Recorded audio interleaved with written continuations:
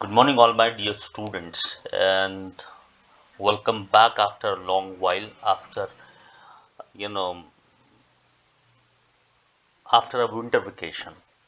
और मुझे उम्मीद है कि 6-7 दिन तो आप लोगों ने खूब एंजॉय करा है, ये मेरे क्लास 6 के स्टूडेंट्स। और आपको पता है कि मैंने आपको असाइनमेंट्स भी दिया था। असाइनमेंट्स को मैं कैसे चेक करूंगा, इस पर मैं एक क्लास लूंगा जूम पर, और बहुत ही जल्दी मैं 6 और 7 दो क्लासेस को कनेक्ट करूंगा, फिर 8 और 9 इस तरीके से दो क्लासेस को मैं जूम पर कनेक्ट करके पहले मैं उस असाइनमेंट्स को एक्सप्लेन कर दूंगा। क्योंकि पहले एक्सप्लेन करने का मतलब ये था कि कहीं ना कहीं आपको जब मैं हिंट दे देता तो आप उसी हिंट के सहारे जाते, लेकिन ऐसे क्या है कि आप जब इस असाइनमेंट को देखेंगे तो देखने के बाद आपको ये समझ में आएगा कि ये असाइनमेंट मेरी जिम्मेदारी ना कि टीचर की जिम्मेदारी है। तो अब हम देखना ये चाह रहे थे कि बिना किसी के सपोर्ट अगर आप असाइनमेंट्स को अच्छे से करते हैं तो इसका मतलब है कि आप क्लास में प्रोग्रेस कर रहे हैं। और अगर हर बात पर मैं आपको पहले से सजेशन दे दूंगा तो उसका कोई मतलब नहीं रह जाएगा। तो इस वजह से मैं असाइनमेंट्स के बारे में थोड़ा सा एक्सप्लेनेशन करूंगा, और उससे आपको आइडिया लग जाएगा कि आपने असाइनमेंट्स में क्या सही करा है, क्या गलत करा, सवाल क्या कह रहा था और हमने जवाब क्या दिया है। तो ये आपका पूरा का पूरा एक टेस्ट था, एक बड़ा सा टेस्ट था जिसको अभी आपने दिया है। कॉपी चेक करने की मेरी जिम्मेदारी, जो मैं आपको 3 से 4 दिन में चेक करके उसका रिजल्ट जो है, उसका जो भी रिजल्ट होगा वो मैं डिक्लेयर करूंगा। आपको मैं पढ़ा रहा था फेयर प्ले। फेयर प्ले था जुम्मन और अलगू के बारे में, जो दो बहुत अच्छे दोस्त थे और दोनों के साथ कुछ हादसा होता है, जिस हादसे के बारे में जो है वो आपको इस चैप्टर के जितनी भी अभी तक मैंने क्लासेस ली हैं, जितने भी मैंने लेक्चर्स लिए, उसमें आपको समझ में आया होगा। अब यहाँ पर क्या होता है, यहाँ पर जुम्मन जो है वो पंच, यानी कि वो उस पंच का हेड बनता है, और जो अलगू है वो उसके बारे में जो है वो एक डिसीजन देता है। अब अलगू के साथ भी एक कहानी थी, जो कहानी अगर आपने पहले से इस चैप्टर को पढ़ा होगा कि उसके दो बैल थे, उसमें से एक मर जाता है, राइट। वो कैसे मरता है, क्या होता है, ये सब कहानी में से पहले मैंने आपको पढ़ाया है, तो अभी मैं बहुत ज़्यादा समय नहीं लूंगा। लेकिन अब यहाँ पर क्या होता है ये आप देखिए।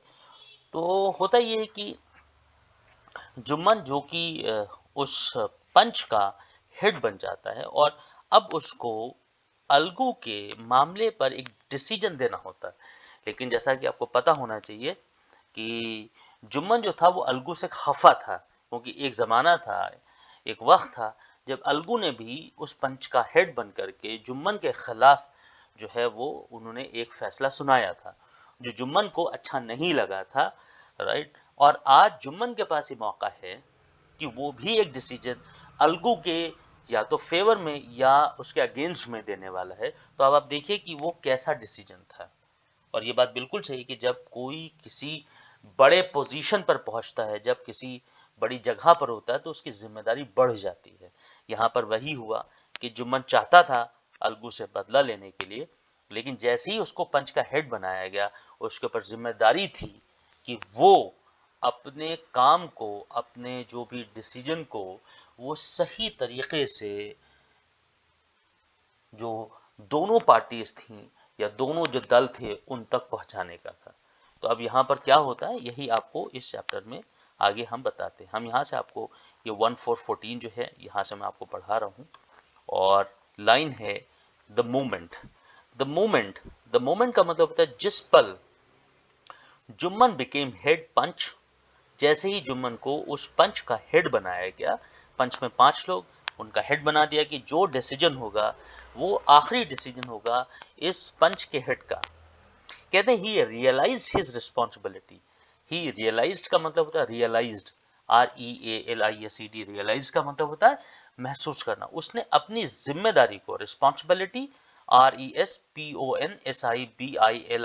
रिस्पॉन्सिबिलिटी, उसने अपनी रिस्पॉन्सिबिलिटी यानी कि उसने अपनी जिम्मेदारी को रियलाइज करा। और कैसे रियलाइज करा, एज जज, कि अब वो तो जज था ना, वो हेड हो गया था उस पंच का। And the dignity of his office, और जो उसके ऑफिस की डिग्निटी थी। भाई देखिए, जैसे एक जज होता है, तो जज गलत फैसला अगर सुनाने लगेगा तो जो उसकी डिग्निटी होती है वो कहीं ना कहीं खत्म हो जाएगी। अगर किसी आदमी पर आप जिम्मा दें कि वो आपके मामले में सच बोले और वो सच ना बोल करके वो झूठ बोल दे, तो क्या होगा कि जो उसकी पोजीशन होगी आपके नजर में वो खराब हो जाएगी। और यहाँ पर मामला किसी एक का नहीं था, यहाँ पर एक पूरा का पूरा गांव बैठा हुआ था और वो उस पंच का हेड था। तो बदला तो वो लेना चाह रहा था, लेकिन जैसे ही वो उस सीट पर गया, आप ये समझ लीजिए कि अब जुम्मन हो या अलगू हो या कोई भी XYZ हो, उसको सही डिसीजन ही लेना चाहिए या सही डिसीजन ही लेना उसको पड़ता है। क्योंकि हमेशा कहा जाता है कि जो पंच की वॉइस होगी, राइट, वो किसकी वॉइस होगी? वो भगवान की वॉइस होगी, ये कहा जाता है। तो अब जैसे ही वो जो जुम्मन था वो पंच का हेड बना, उसको उसकी जिम्मेदारी का एहसास हुआ, और वो भी कैसे हुआ? एज जज के तौर पर। और उसको अपने ऑफिस का भी ख्याल आया। अब क्या ख्याल था? Could he seated in that high place, यानी कि क्या वो जो कि बैठा हुआ है, कहाँ बैठा हुआ? सबसे ऊंचे प्लेस पर। अब सबसे ऊंचा प्लेस ही है क्योंकि जुम्मन को जो पोजीशन दी गई थी वो पंच का हेड बनाया गया था। तो क्या एक ऐसा इंसान जो बहुत ऊंची जगह पे बैठा हो, ऊंचे प्लेस पे बैठा हो, हाई प्लेस पे बैठा हो, हैव हिज रिवेंज नाउ, क्या वो अभी बदला ले सकता है? क्या उसको ऐसी जगह पे बदला लेना चाहिए?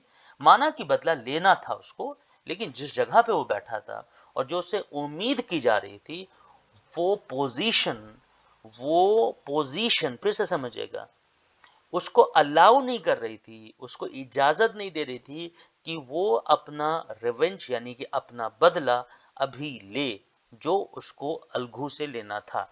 रिवेंज, यहाँ पर रिवेंज का मतलब था बदला लेना, REVENGE, रिवेंज।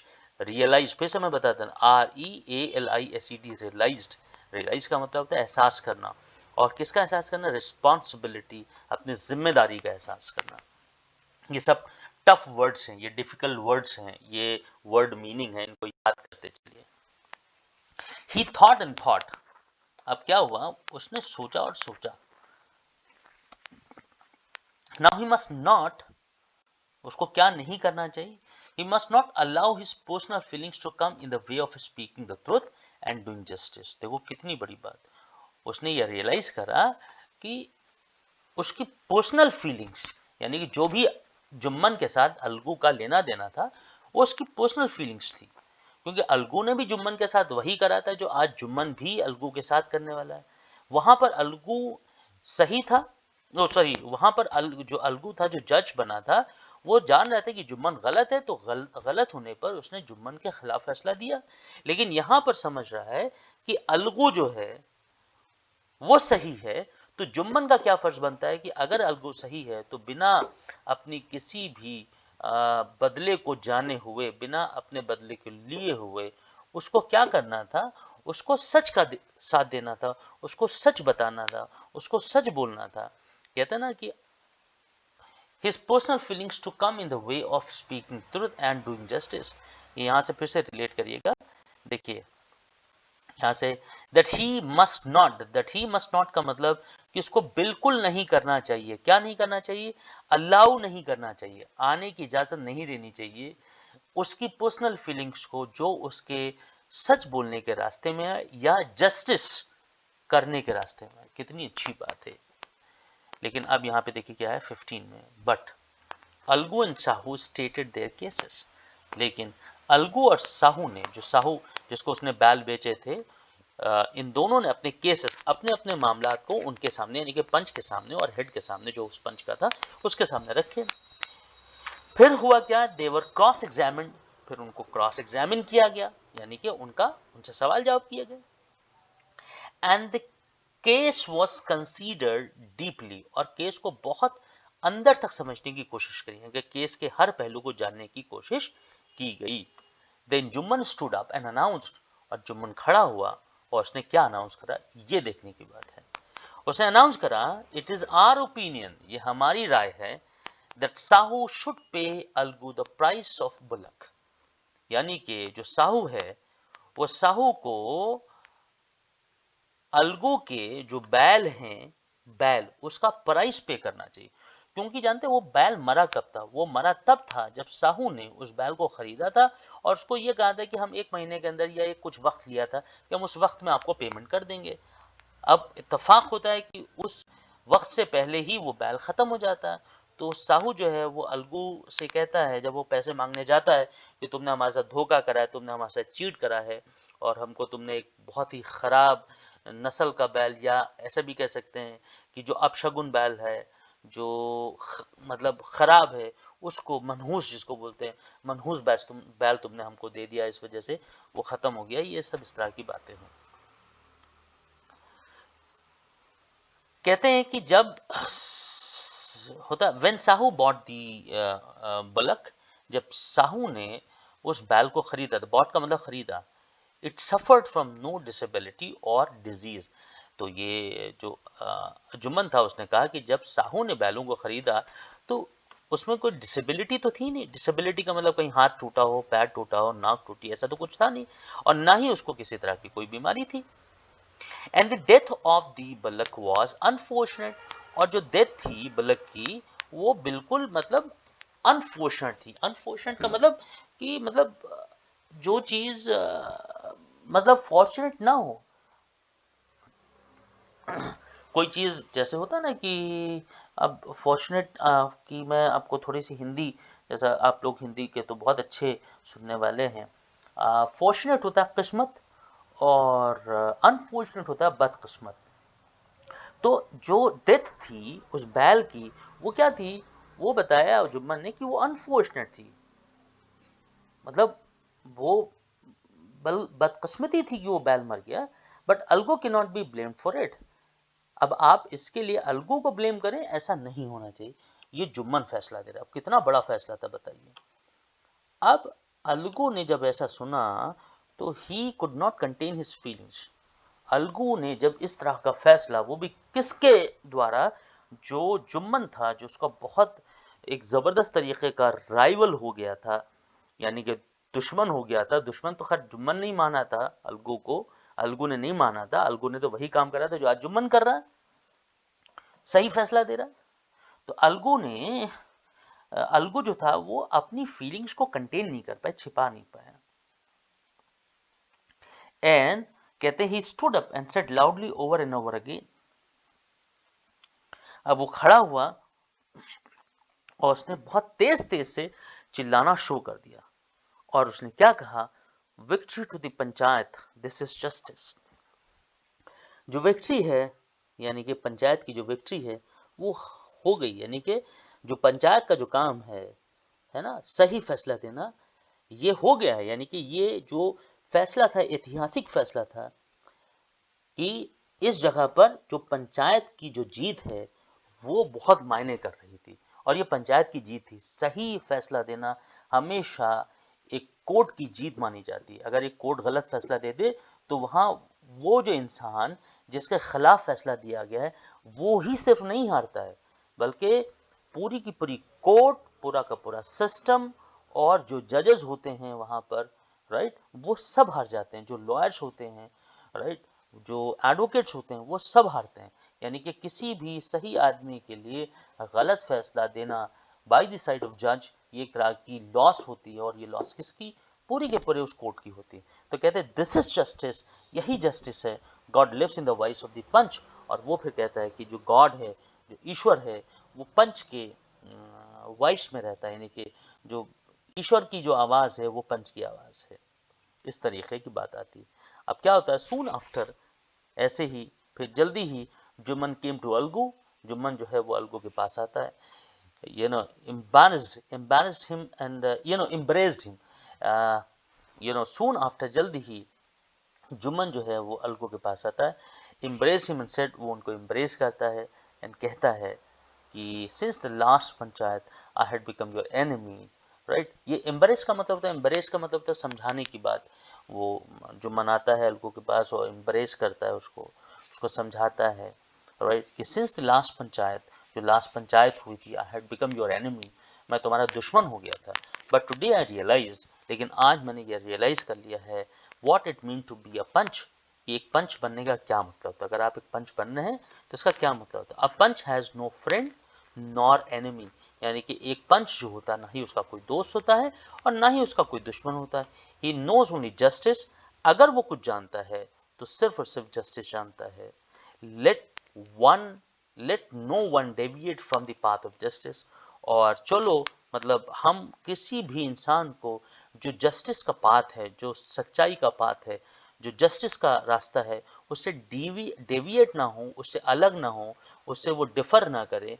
ये हम जो है वो इसकी इसकी एक तरह से कह सकते हैं कि हम लोग जो है वो कसम खाते हैं। एंड ट्रुथ फॉर फ्रेंडशिप और enmity, and truth for friendship और एनिमिटी, और सच्चाई है राइट दोस्ती के लिए भी और दुश्मनी के लिए। यानी कि अगर कोई चीज़ गलत है तो गलत है, अगर सही है तो सही है। यानी कि फ्रेंडशिप के लिए या एनिमिटी के लिए जो सच्चाई है उससे अलग होने की जरूरत नहीं कि अगर मेरा दोस्त है तो हम सच्चाई से अलग हो जाए, दुश्मन है तो सच्चाई से अलग हो जाए, नहीं।